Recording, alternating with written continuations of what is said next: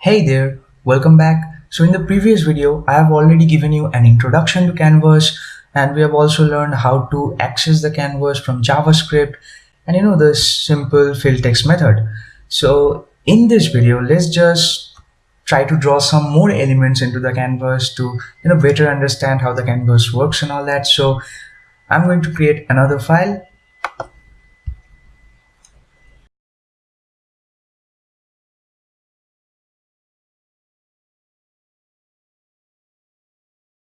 And I'm not going to write all of that again. I'll just copy paste it from the previous tutorial.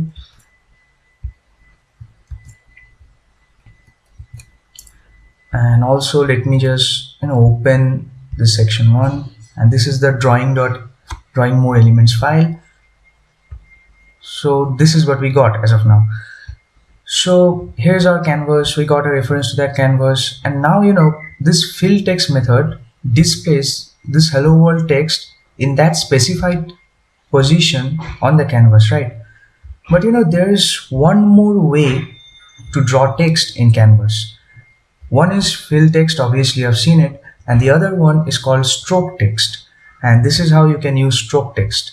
So instead of fill, you just write here stroke. And that's it. Now let me just refresh this page. You see the effect changed, right? So these are not filled. These are hollow from the inside and only the borders are filled, right? So this is just one more cool stuff about drawing text on Canvas. So now let's look into drawing some more different types of elements.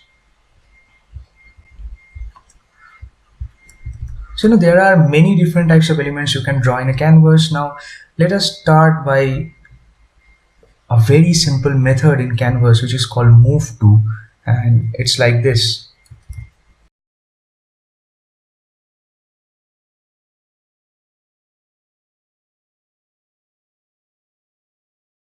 This move to method is mostly used for drawing lines, and this is the specified position. Now from this position you can draw a line to another position, and this is how you can do it. To draw a line, you do this.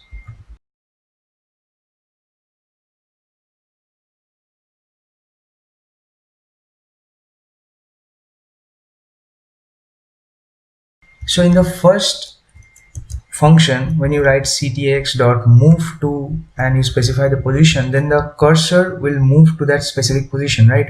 So if it's 100 and 200, it will move to a specific position, and then you have written here line to 200 and 300. So from that specified position, it will create a line up to this position.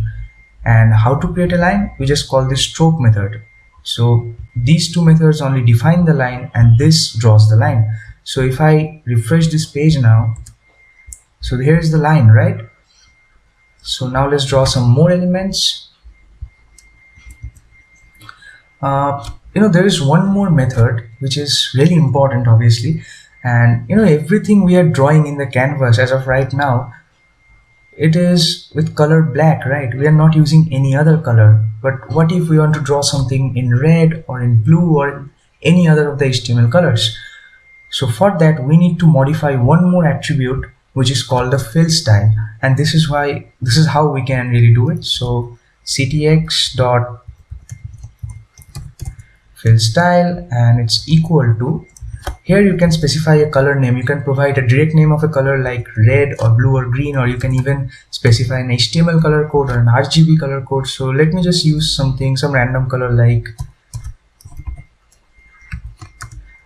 well, I have no idea what this color would be, but this is what I've selected. Now let me just show you by drawing something.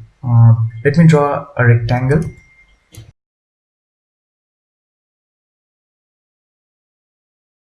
So when you are drawing a rectangle, then the rectangle function, the fillRect function, takes 4 arguments. The first 2 arguments are the position of the rectangle, and the next 2 arguments are the width and height of the rectangle.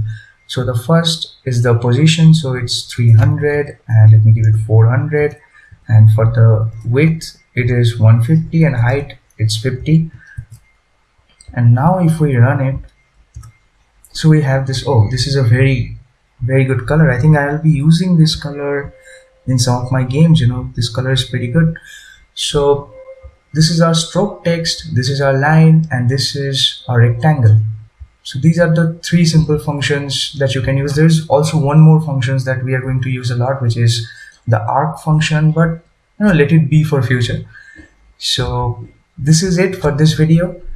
In the next video, I think I'll be talking about the canvas state, which is extremely important while working with the canvas. So that's it for this video, and I'll see you in the next one.